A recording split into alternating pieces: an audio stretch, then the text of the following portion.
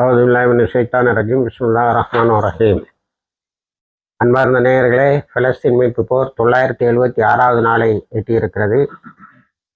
அந்த நாளில் காசாவை பற்றியும் பாலஸ்தீன தனி நாட்டை பற்றியும் நல்ல சிறப்பான செய்திகள் வந்து கொண்டிருக்கின்றன. இதனிடையே இன்றைக்கு காலையில் அமெரிக்காவுக்கும் ஈரானுக்குமான அந்த மெமரண்டம் ஆஃப் அண்டர்ஸ்டாண்டிங் புரிந்துணர்வு ஒப்பந்தம் கையெழுத்தாகும் என ட்ரம்ப் நேற்று தண்டோரா போட்டுக்கொண்டு இருந்தார். ஈரான் இன்னும் சில விஷயங்கள் நிறைவு செய்யப்பட வேண்டியது இருக்கின்றன. ட்ரம்ப் அவசரப்படுவதில் ஆத்திரம் எந்த புத்திசாலித்தனமும் இல்லை. நாங்கள் ஒவ்வொரு நகர்வாக நகர்த்தி கொண்டிருக்கிறோம் என்று சொல்லியிருக்கிறது. இதனிடையே ஒரு $20 பில்லியன் யுஏஇ இன்னைக்கு உள்ள இந்து பத்திரிகையில் நீங்கள் வேர்ல்டு பேஜில் பார்க்கலாம். 17ஆம் பக்கத்தில் UAE agrees to unlock billions of dollars for Iran amid deal talks. அந்த $20 பில்லியன் தான் இந்த $3 பில்லியன் கொடுத்துருக்கு. அடுத்தால 7 பில்லியன், அடுத்தால 10 பில்லியன். இது என்ன படம், எந்த பணம்ங்கிற ஒரு பேச்சு. அப்ப அந்த விவாதத்துல ஈரான் UAE-னுடைய தளங்களில் இருந்து தான் தாக்கப்பட்டதால் வார் ரிப்பரேஷன்ஸ், போரில் பட்ட டேமேஜஸ், அழிவுகளுக்கு இழப்பீடாக தர வேண்டும் என்று கேட்டிருக்கிறது. ஆனா ராய்டர்ஸ் ஒரு 4 சோர்ஸை கோட் பண்ணி என்ன சொல்லுதுன்னா, total fund involved at $20 billion, adding that the move had been agreed in return for a halt to Iranian attack on the UAE. அதாவது சில விஷயங்களை வரலாற்று பதிவுகளாகவே வைத்துக் கொள்ள வேண்டியது வருகிறது தான் இதை சுட்டி காட்டுறேன், இதை படிச்சும் காட்டுறேன். 20 பில்லியன் நாட் டு அட்டாக் என்று சொல்லி 4 சோர்ஸ் சொல்லிட்டு எங்களுக்கு அப்படின்னு ராய்டர்ஸ் இந்த செய்தியை துபாய் அண்ட் லண்டன் பேஸ்ல இருந்து கிடைச்ச செய்தின்னு சொல்லுது. ஆனா UAE நாங்க எதையும் கொடுக்கல அப்படின்னு சொல்லுது. ஆனா கொடுத்தது உண்மை. ஈரானுக்கு அக்கௌண்ட்டுக்கு $3 பில்லியன் வந்தது. அதே போல பணத்தை கொடுத்து விட்டு நாங்கள் கொடுத்தோம் என்று ஒரு பதிவு இல்லாமல் இருக்க வேண்டும், வெளியுலகத்துக்கு தெரியாமல் ரகசியமாக பணத்தை ஈரானுக்கு மாற்ற வேண்டும். அப்பொழுதுதான் இப்பொழுது இருக்கின்ற இந்த மெமரண்டம் ஆஃப் அண்டர்ஸ்டாண்டிங்ல கையெழுத்து போடும் ஈரான் என்ற புரிதல் எல்லோருக்கும் இருக்கிறது. அதுல அமெரிக்காவினோட அபிஷியல்ஸ் ஒரு செய்தியை சொல்லுவாங்க, தட்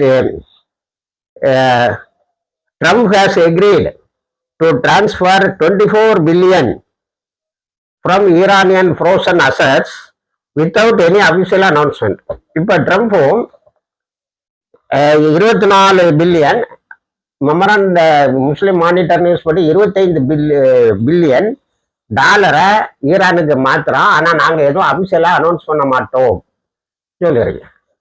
வெளி உலகத்துக்கு இவ்வளவு பணத்தை கொடுத்து தான் இவங்க இந்த ஈரானுடைய தாக்குதலில் இருந்து தப்பிக்கிறார்கள் என்பது தெரிந்துவிடும் என்பதனால் ரகசியமாக நிறைய பரிவர்த்தனை நடக்கிறது.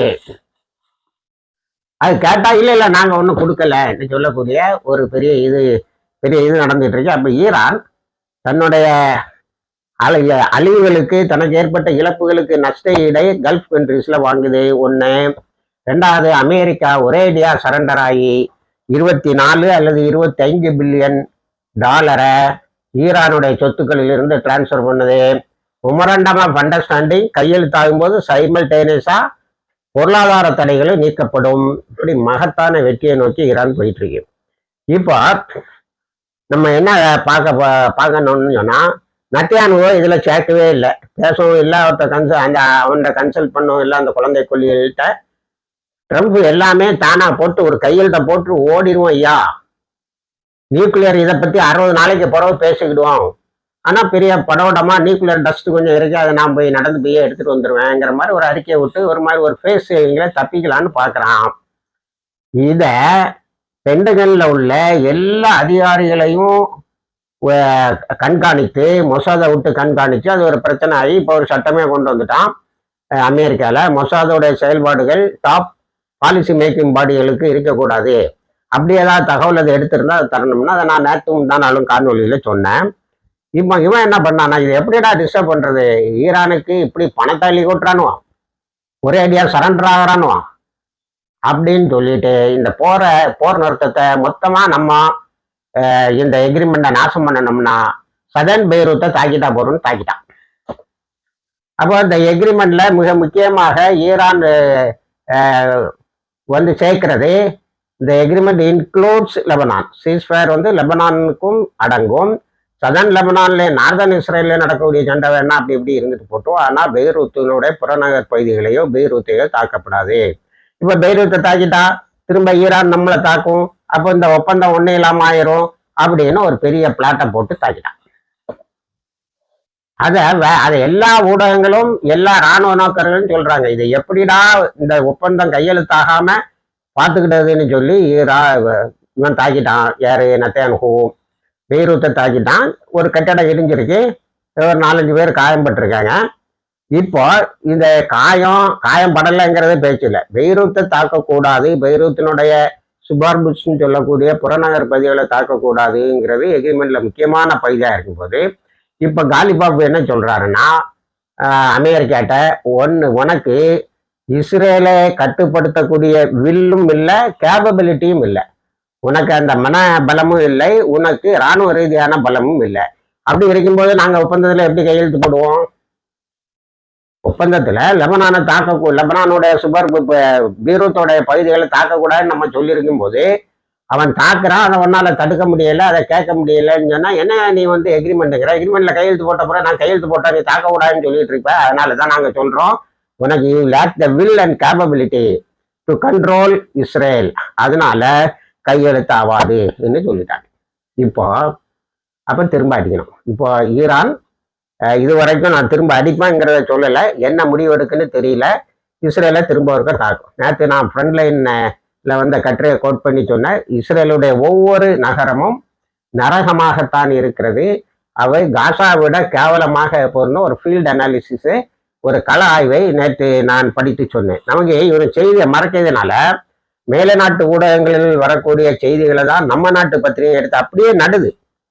ராய்டர்ஸு, ஏஜென்சி பிரெஞ்சு பிரஸ், இதெல்லாம் அசோசியேட்டட் பிரஸ், இவங்க எல்லாம் அந்த செய்தி நிறுவனங்கள் அவனுக்கு தரக்கூடிய இதனால இஸ்ரேலுக்கு உள்ளால நடந்த இழப்புகள் நமக்கு தெரியல. இப்போ ஃப்ரண்ட் லைன்ல வந்த அந்த கட்டுரைக்கு பிறகுதான் பெரிய அளவில் அதனுடைய ஹிஸ்டரி எல்லாம் அவங்க ட்ரேஸ் பண்றாங்க.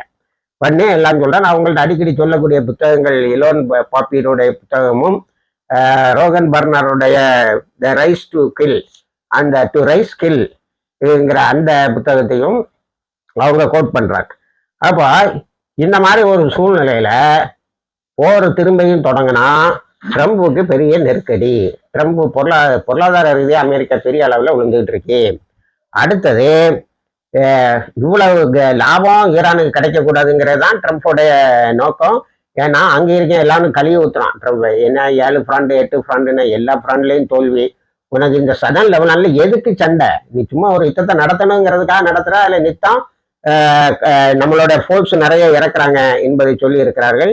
இப்போ ஈரான் பழையபடியும் நான் வாக்குறுதியை நிறைவேற்றேன்னு தாக்குமா, என்ன செய்யுங்கிறதே பொறுத்திருந்து பார்ப்போம். சற்று முன்னர் தான் பெய்ரூத்தோட சுபார்பு தாக்கப்பட்டு இருக்கிறது. அடுத்தது ஹர்ஸ் பத்திரிகையிலிருந்து எஹுத் பாரக் வரைக்கும் இஸ்ரேல்ல சொல்லிட்டாங்க, நெத்தன்யாஹூ நாட்டை நாசமாக்கிட்டான், ஈரானுக்கு ஒரு பெரிய அப்பர் ஹேண்ட் கிடைச்சிடுது. நம்மளும் தெரியாதனமா ஆரம்பத்துல ஈரானை தாக்குறத நம்ம வந்து என்ன செய்தோம், ஆதரிச்சோம். அது என்ன மனசாட்சின்னு தெரியல எனக்கு. சும்மா இருக்க நாட்டை தாக்கணும்னு சொல்லிட்டு இப்போ வாங்கி கட்டிக்கிட்டு நெத்தன்யாஹூவை திட்டிட்டு கிடக்குறானோ. அடுத்தது நம்ம ஹிஸ்புல்லா சைடு வந்தா 3 நாளையில இஸ்ரேலிய இராணுவத்தினர் 858 பேர் காயம்பட்டு இருக்கிறார்கள். நேற்று மெனி ஆம்புஷஸ் இன்சைடு இஸ்ரேலுக்கு உள்ளால நிறைய ஆம்புஷஸ் பண்ணியிருக்காங்க. நிறைய புல்டோசரையும் மெர்காவா டேங்கையும் அடிச்சு நொறுக்கி இருக்கிறார்கள். அடுத்தது லெபனான் ஆர்மி ஒரு முனாஃபித்தனத்தை செய்து இஸ்ரேலிய இராணுவம் எங்கெல்லாம் முன்னேறணும்னு செய்தி அனுப்புறானோ அங்கெல்லாம் இருந்து லெபனான் இராணுவம் ஓடி போயிருது. அதனால ஹிஸ்புல்லா அந்த இடத்த எடுத்துக்கிட்டாங்க. அதனால அது ஓடி போகிறது ஒரு டாக்டிஸா இல்லைன்னா பயந்து ஓட்டுறானலாங்கன்னு கேட்டால் பயந்து தான் ஓட்டுறான். டாக்டிஸான்னு கேட்டால் அதுக்கு என்ன பதில்னா, ஆமாம் நம்ம ஓடி போயிட்டா ஹிஸ்புல்லா தானே கையில் எடுத்துவான், நம்மளால இஸ்ரேல் இராணுவத்தை ஈடு கொடுக்க முடியாது, நமக்கு பயிற்சியும் கிடையாது ஆயுதம் கிடையாது. ஆனால் ஹிஸ்புல்லா பேரை கேட்டாலே அலறான். அதனால நம்ம ஓடி போயிட்டா ஹிஸ்புல்லா அந்த இடத்த கையில் எடுத்துக்கணும். இப்போ சதன் பகுதியில் பெரும்பாலான லெபனான் இராணுவம் பின்ன போயிட்டு ஹிஸ்புல்லா வந்து அந்த இடத்தை எடுத்துட்டு நேற்று மட்டும் 19 தாக்குதலை நடத்தியதாக சொல்லுகிறது. அடுத்தது ஈராக்ல Islamic forces are getting ready to attack Israel. இஸ்ரேலுக்கு எதானாலும் காலம் நெருங்கி கொண்டு இருக்கிறது. அடுத்த காசாவுக்கு வந்தால் காசாவில் ஹமாஸ் சகோதரர்கள் இங்கே நான் ஏற்கனவே அவங்க துருக்கி இதுக்கு போயிருக்காங்க, ஈஜிப்டுக்கு போயிருக்காங்கன்னு சொன்னேன். அங்கே ஒரு அங்கே UN special rapporteur coordinator, special coordinator for talks, இந்த ஹமாஸுக்கும் இஸ்ரேலுக்கும் நடக்கக்கூடிய பேச்சுகளை ஒருங்கிணைப்பாளரிடம் ஒரு அடுத்த கட்டத்துக்கு எப்படியெல்லாம் இஸ்ரேல் வெளியே போகணும் காசால இருந்துங்கிற ஒரு வரைபடத்தை கொடுத்திருக்கிறார்கள். அது இனிமே இஸ்ரேலுக்கு அனுப்பப்பட்டு ஒரு முடிவுக்கு வரும் என எதிர்பார்க்கிறார்கள். ஆகவே அங்கே பேச்சுவார்த்தை நீள்ற மாதிரி தெரியுது. ஆனால் நித்தம் தாக்குதல் நடக்குது. நேற்றும் ஹான் நியூஸில் 2-3 பேரை தாக்கியிருக்கான். அதில் 2 குழந்தைகள் உட்பட இறந்து இருக்கிறார்கள். அடுத்தது அல் அக்ஸாவையும் தொடுத்து குறி வைக்கிறார்கள். அந்த இமாம் வந்து ஜுடைசேஷன் வேகமாக போயிட்டு இருக்கே அப்படின்னு சொல்லி தன்னுடைய வருத்தத்தை தொடர்ந்து காட்டி கொண்டு இருக்கிறார். அடுத்தது 2 செக்யூரிட்டி இன்சிடென்ட் லெபனானுக்கு உள்ளால இருந்த இஸ்ரேல் இராணுவத்தில் ஏற்பட்டு இருக்கிறது. அது அவர்களை சுட்டு கொண்டு விட்ட ஒரு செய்தியாக இருக்கிறது. சில நேரங்களில் ட்ரோன் வருகிறது என்று சொன்னால் அவர்கள் முண்டியடித்து விட்டு ஓடுகிறார்கள். அதில் கூட அந்த மரணங்கள் ஏற்பட்டு இருக்கலாம் என்று செய்திகள் பரவி கொண்டு இருக்கின்றன. ஆக இதனுடைய ஒரு பல ஆய்வுகள் வெளிவந்து கொண்டு இருக்கின்றன. இந்த யுத்தத்தில் ஈரான் எப்படி மிகப்பெரியதொரு பொருளாதார வெற்றியையும் அரசியல் வெற்றியையும் ஸ்ட்ராட்டஜிக் வெற்றியையும் இராணுவ ரீதியான வெற்றியையும் அது பெற்றது என்பதை பற்றி பக்கம் பக்கமாக ஒவ்வொரு இதழ்களும் எழுத தொடங்கிவிட்டன. ஆனால் மெமரண்டம் ஆஃப் அண்டர்ஸ்டாண்டிங் தூரமாக தான் இருக்கு. ஈரான் தாக்குமா இல்லையாங்கிறத நம்ம பொறுத்திருந்து பார்ப்போம். இணைந்திருங்கள். உங்களுக்கு தகவல்களை தருகிறோம். வாய்ஸ் தவானால் ஹந்தில்லா ரபில் ஆலமீன்.